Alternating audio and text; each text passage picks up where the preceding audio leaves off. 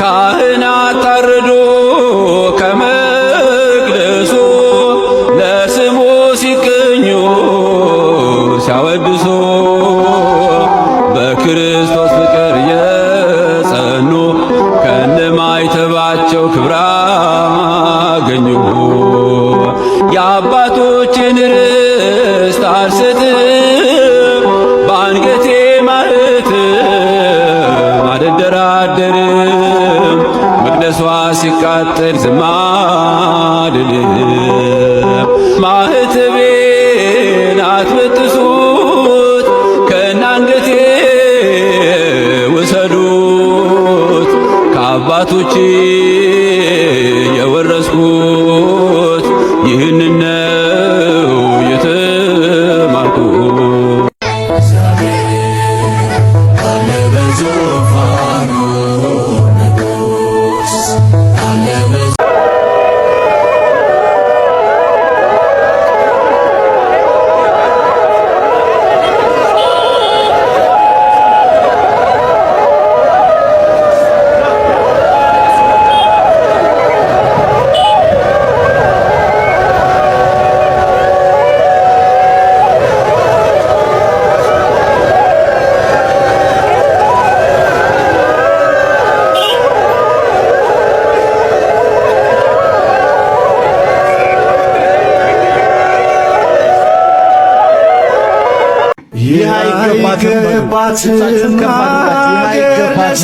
ሀገር ለሰራችሁ ሀገር ላቆመችው አይገባትም። ሀገር ለሰራችሁ ሀገር ላቆመችው ድምጿን ስትቀንስ ዝም ያለች መስሏችሁ ሰዎች የላኩልኝን ሳይካህኑን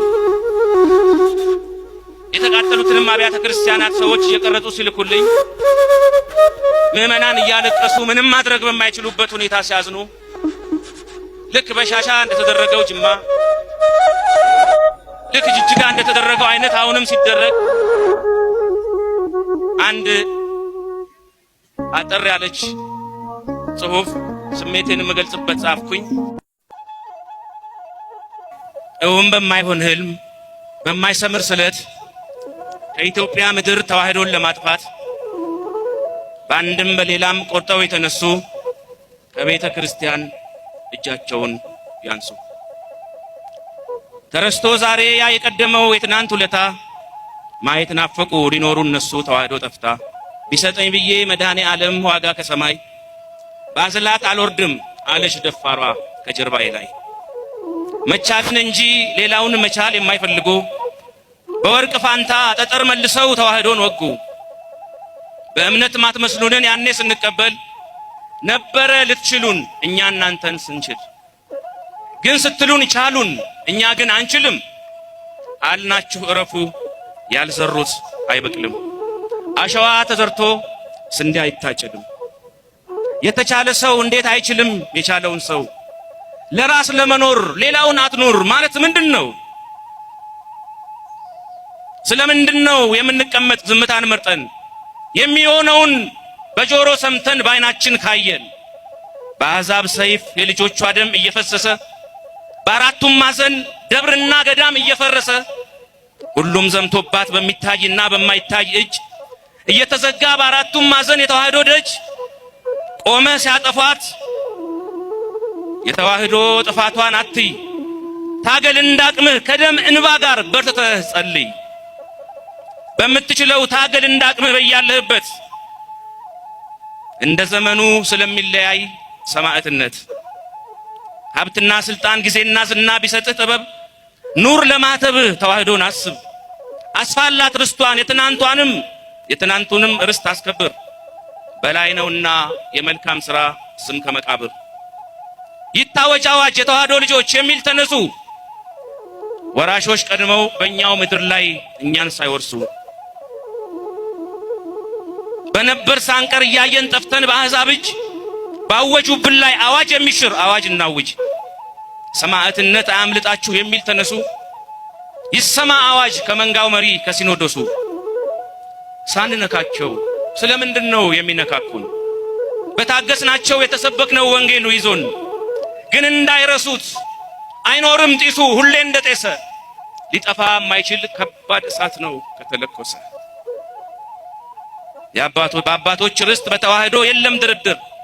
ሰማዕት ሆነን እንሞታለን፣ ሞተንም ልኖር እንደሆነ አውቆ ቢኖርም ቢሞት ሁሌም የጌታ ማተብ በጥሶ የለም ለናንተ ትጥቅ የሚፈታ።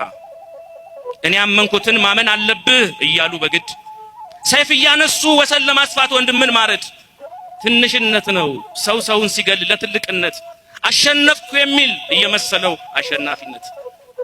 ለእያንዳንዱ ሰው የተከፈለን የደሙን ዋጋ ውድ መሆኑን ልቡ ሸፍቶ ሰው ከዘነጋ ውዱን አርክሶ ርካሹን ውድ ስላደረገው ድል ይደረጋል ድል ያደረገ እየመሰለው። ተዋህዶና ኢትዮጵያ የማይለያዩ ናቸው እስከ ምጽአት አብረው የሚቆዩ። ተዋህዶን ከኢትዮጵያ እናጥፋ ስትሉ ኋላ እንዳትገኙ ከአምላክ ስትጣሉ። ከውጭም ከውስጥም ጠላቶቿ በዙ ተዋህዶን ሊጥሏት እየገዘገዙ።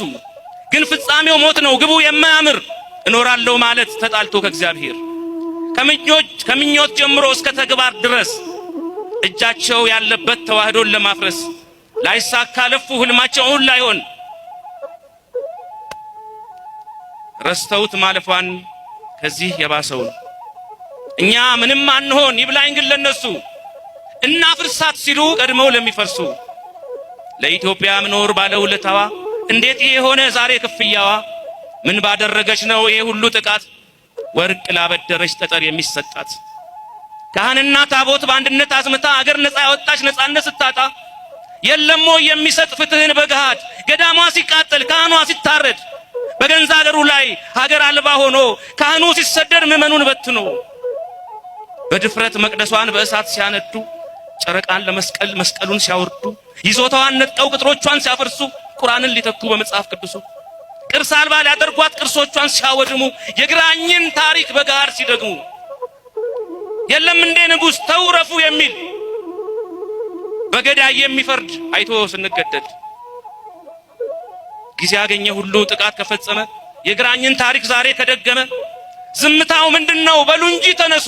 እኛ ጋር እኮ ያለው ይበልጣል ከነሱ። እኛ ብንሆን ኖሮ ይህን ያደረግነው የሚታወጀው አዋጅ ይሄኔ ብዙ ነው። ዳሩ ጌታችንም ራሱ በፈጠራት በሰጠን ምድር ላይ እንድንኖርባት ለሰዎች ሰው ሊሆን በምድር ላይ ሳለ በሰጠን መሬት ላይ አትኖርም ተባለ። ዛሬስ ይሄ ቢሆን ታዲያ ምን ይገርማል? አንዳንድ ያጎረሱት እኮ እጅ ይነክሳል። እንኳን ያላመነው በኢየሱስ ክርስቶስ አመንኩ የሚለውም ናፍቋል የኛን መፍረስ። ላይሳካ ለፉ ህልማቸውን ላይሆን እንዳለፍነው ረስተው ከዚህ የባሰው። ዶክተር አብይ አህመድ እና የትግል ጓዶቹ ሰላማዊ ሰው እየገደሉ ነው። በመግደልም ብቻ አላበቁም፣ ገሎም እያቃጠሉ ነው። ስለዚህ በጣም እንደዚች ሀገር ዜጋም በጣም ውስጤን ነክቶታል ማለት ነው። ስለዚህ ስሜት የተደበላለቀ ነው። ይሄ ነገር በአስቸኳይ የማይቆም ከሆነ አሁን ጠቅላይ ሚኒስቴሩ የሚለፉት ነገር ከንቱ ነው የሚሆነው ማለት ነው። ይሄ ምስኪን ህዝብ የሚገድል አካል አንደኛ ከዚህ ማህበረሰብም የወጣ ነው ብለህ መገመት ያስቸግራል። እና ገዳዮች ለፍርድ የማይቀርቡ ከሆነ ገዳዮች ትክክለኛውን ፍርድ የማያገኙ ከሆነ ፍቅር ብቻው ምንም አያደርግም። ለኔ ፍቅር የሚያስፈልገው በፍቅር ለሚሸነፍ ሰው ነው። እባክህ እየተባለ ንጹሃን ዜጋን የሚገድል ኃይል ካለ እንግዲህ ፈጣሪም የሱ ገደብ እንኳን አለው እኮ። ፈጣሪም ታግሶ መጨረሻ ላይ ኃጢአተኛውን ይቀጣል አይደል? ወደ ሌላ አታስገቡኝ ባካችሁ። ተውኝ።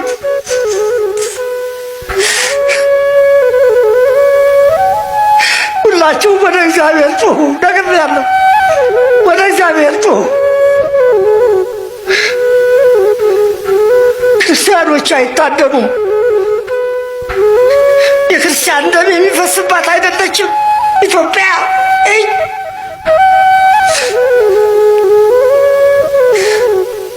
የተጨቆን ህዝብ ነን። ማንም ሰሚ የለንም። ሰሚ አጥተን ነው የታረድ ነው። የወረዳው ሽማግሌዎችም የወረዳው ካቢኔዎችም ሁሉም ያውቃል። ነገር ግን ድምጣችን ለምን እንደታፈነ ግራ ይገባናል። ምክንያቱም ማህተብ ስላሰርን ይመስለኛል። አላህ አክበር እያሉን ያረዱት አይናችን እያየን የታረደው አስቻለው። በጣም ያሳዘነኝ ሰው እንዴት መቀበር እንኳን እስከሚያቅተን ድረስ በሶስተኛው ቀን ነው ሬሳውን ጅብ በልቶት። የሰው ልጅ እንዴት ጅብ ይበላዋል? ይሄ የብሔር ነው የሚባለው ነገር ድብብቆሽ ነው፣ የቃቃ ጫወታ ነው አይደለም። ሰው ማተብህን በጥስ ከተባለ በኋላ ብሔር የለው። ሬሳ ነው፣ የሬሳ ክብር አለው። ማዕበር እንኳን ቢያተኝ ሽርጥ ጥየለት ነው ማለት። ወለጋ ላይ በሸኔ ስም የሚሰራው ስራ ግን በአማራነቱ ታርዶ ይገፈፋል። እንደዘሳ ተገፎ ይጠበሳል። ሰው በላ ኃይል ሸኔም ብሎ ያመጣው ከየትም ሀገር ያምጣው አብይ ነው ያመጣው፣ ማንም አላመጣው። ተዋልዷል። እዚህ ውስጥ እኮ የኦሮሞ ልጅ አለው ታማራ ተወልዶ፣ እኛ ያን አልተመለከትንም። ተኦሮሞ ተወልዶ ያብለና የለም አለየንም። እንዲያለ አማራ ነው፣ ኢትዮጵያ ነው። በኢትዮጵያነት ነው ያየነው እኛ።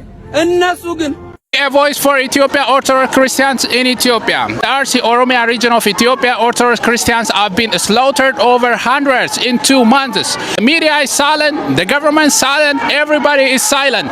Be a voice for Orthodox Christians in Ethiopia. ታችን እንደምን አመሹ እንደምን አሉ? ደህና እግዚአብሔር ይመስገን። እንደምን አለህ? እኔ ወንድም ደህና ነው። እግዚአብሔር ይመስገን እኔ ደህና ነኝ። ክብሩ ይስፋ። እንግዲህ አባታችን በሌላ ዙር ሰቆቃ ዜና፣ በሌላ ዙር ማያባራ የኦርቶዶክስ እምነት ተከታዮች ግድያ ተገናኘን።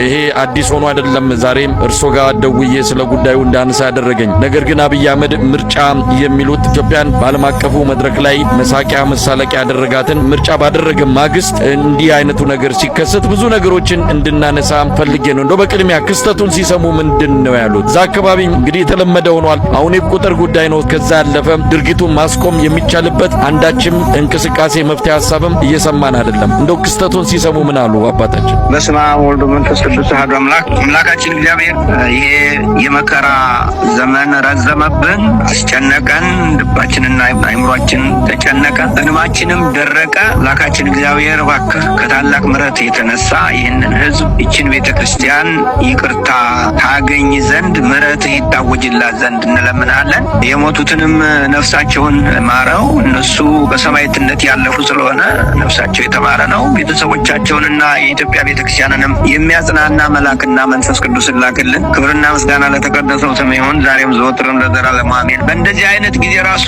ቃላት ፈልጎ ማግኘት እንኳን አይቻልም። እውነት እንነጋገር አይቻልም። ይህን አይነት ሂደት የሚገልጽ ቃል ማግኘት በጣም ስለሚከብድ ይሄ ነው ብዬ ልናገር አልችልም። ለነገሩ መቼ ሞት ቁሞ ያውቃልና ነው በኢትዮጵያ ውስጥ ይሄው ላለፉት ስንት ዓመታት ሞት እኮ በቃ የኛ የህይወታችን ክፍል ሆነ። በመንገድ ላይ ሞት፣ በከተማ ሞት፣ በቤተ ክርስቲያን ሞት፣ በየትኛውም ቦታ ቢሆን ሞት ነው። በቃ መገደል። ሞት ስለ ደግሞ ሞትም ብሎ መሞት አይደል፣ መገደል ነው። ስለዚህ ይሄ የመከራ ጊዜ ስለሆነ ይህንን የመከራ ጊዜ እንዴት አድርገን ልንገልጸው እንችላለን? ቃላት ራሱ አናገኝለትም።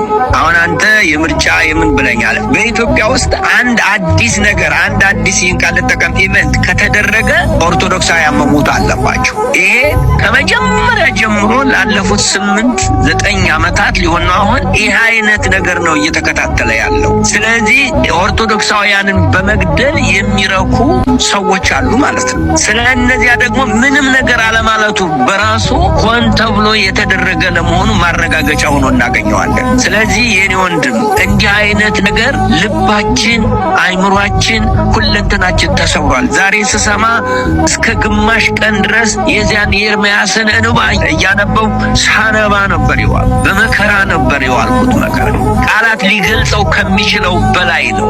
ስለዚህ እንዴት አድርጌ ልገልጽልህ እችላለሁ?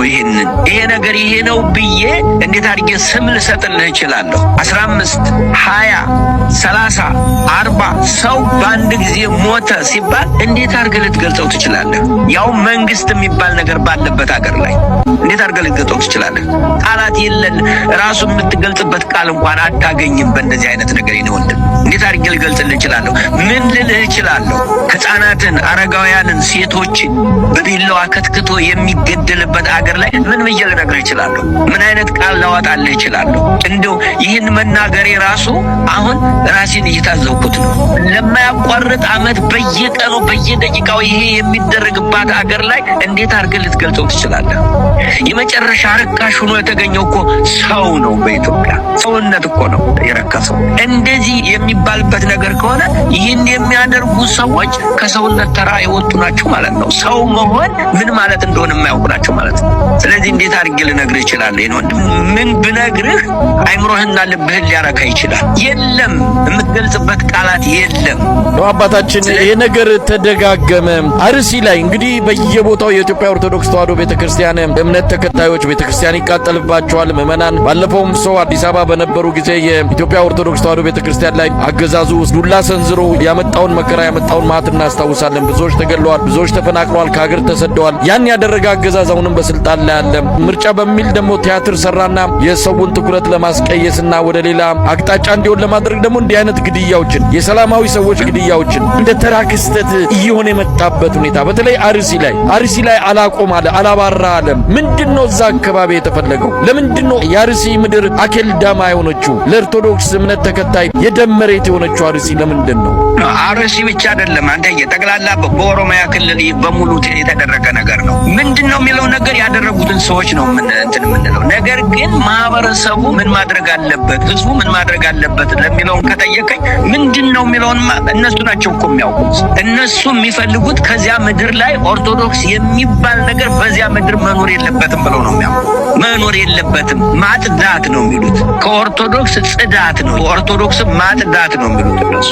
አሁን በሰሞኑ እኮ ደግሞ ያ ይሻሻላል ብለው በዚህ በህገ ወጥ ተሹመው የነበሩት እንደገና የተመለሱ ሰው ናቸው። ከዚያ ሄደው የተመደቡት የዚያው ተወላጅ ተብለው እንትን ይላሉ እና እንዲያውም ቁጥር እየቀነሱ የሚናገሩ ሰው ሆኖ ተገኙ ማለት ነው። ያ አካባቢ ጠቅላላ ከኦርቶዶክስ መጥዳት አለበት ተብሎ ተወስኗል። አንድ በሁለተኛ ደረጃ የሰውን ሐሳብ ማስቀየር ምናምን የሚለው ነገር አይመስለኝም። ይሄ አንድ ነገር ከተደረገ ኦርቶዶክሳውያን መገደል አለባቸው። እንዲያውም እኔ የሚመስለኝ የአንድ ነገር የመመረቂያ ስነ ስርዓት አድርገዋቸዋል። አንድ ነገር ካደረጉ ኦርቶዶክሳውያን ተገድለው በዚያ መመረቅ አለበት፣ በኦርቶዶክሳውያን ደም መመረቅ አለበት። እንደዚያ ነው እያየሁ ያለሁት እኔ እስካሁን ድረስ። ተመልከተው በየትኛውም ቦታ ስትሄድ ለምሳሌ ባለስልጣኖች ውጭ በወጡ ጊዜ በዚያ አካባቢ ሰው ይገደላል። የምርቃት ነው ማለት ነው። ችግኝ ተተከለ በተባለ ጊዜ በዚያ አካባቢ ሰገደ ምርቃት ነው። ስለዚህ በኢትዮጵያ አንድ አዲስ ኢቨንት ከተደረገ የኦርቶዶክሳውያን ደም በምርቃት መፍሰስ አለበት። እንደዚያ ነው እያየን ያለን። ምን እናድርግ? ለምን እኔ እንደውም አንድ ጥሩ ነገር ተናግሯል አንድ ሰው። ይሄ ምርጫ የተባለው ነገር እንዲገለን ሰርተፊኬት ፈቅደን ሰጠን ብሏል አንድ ሰው። ትክክል አባባል ነው። እስካሁን ድረስ ያህል ቀን ገደሉ፣ አሁን እንደገና ሌላ ግድያ እንትን እንዲሉ የመገደል ሰርተፊኬት ሰጠን ነው ያለው አንድ ሰው። እንደዚህ የተደረገውን ነገር ይኸው ባለፈው ጸሎት ምህላ ተደረገ፣ ምርጫው በሰላም እንዲያልቅ ተባለ። የምርጫው በሰላም ማለት በኦርቶዶክሳውያን ደም ተደመደመ። ታያለህ፣ ምርጫው ሲያልቅ በኦርቶዶክሳውያን ደም ተደመደመ። ያውም እኮ ጸልየው ጸሎት አድርገው ምርጫው በሰላም ይለቅ ብለው የጸለዩት ሰዎች እንደገና ደማቸው ፈሶ የምርጫ መመረቂያ ያደረጓቸው ወገኖቻችን። ታዲያ ምን ልትለው ትችላለህ? ስለዚህ ምን እናድርግ ለሚለው ነገር የመጀመሪያው ነገር ቢያንስ ሌላ ምንም ነገር ማድረግ ባንችል አትግደሉን ብለን መቆም አለብን። በቃ መገደል ሰለቸን። ጠቅላላ 60 ሚሊዮን ኦርቶዶክሳውያን አሉ። አትግደሉን ብሎ መቆም አለበት። በቃን መሞት ሰለቸን ይበል ማህበረሰቡ። ይህንን ትንሽ ትልቁ እዚያ ሀገርም የትም ሀገር ያለው ማህበረሰብ በሙሉ ኦርቶዶክሳውያን እንኳን ቢነሳ በቂ ነው። ይህንን ግድያ ለማስቆም በቂ ነው። ይህንን የአረመኔነት መንፈስ ለማስቆም በቂ ነው። እርግጠኛ ነኝ እንዲህ ሲል አሁን መንግስት ገልብጡ እያለ ነው የሚሉት። እርግጠኛ ነኝ። ይሁን አትግደሉኝ ማለትም እኮ ፖለቲካ የሆነበት ሀገር ነው። አንተዬ ተራብኩ ማለትም ፖለቲካ የሆነበት ሀገር ነው። ተሰደድኩ ማለትም ፖለቲካ የሆነበት ሀገር ነው። ይሄ የሆነበት ማህበረሰብ ለምንድን ነው አንድ ሆኖ አትግደሉኝ የማይለው ነው ጥያቄው። ይህንን ነው እናንተ መስራት ያለባችሁ። በቃ በገዳይ ላይ እናምጽ። በምን አትግደሉም ብለን እንዴ? በደም አፍሳሾች ላይ እናምጽ። ምን ብለን? ደም አታፍሱ ብለን። በሚለያዩን ላይ እንነሳ። ምን ብለን? አትለያዩም ብለን። በክፋት ላይ አንድ ከሆን ደግነት ይነግሳል፣ ክፉዎች ደግሞ ይሟሽሻሉ። ይህንን ነው የምናደርገው። Yeah.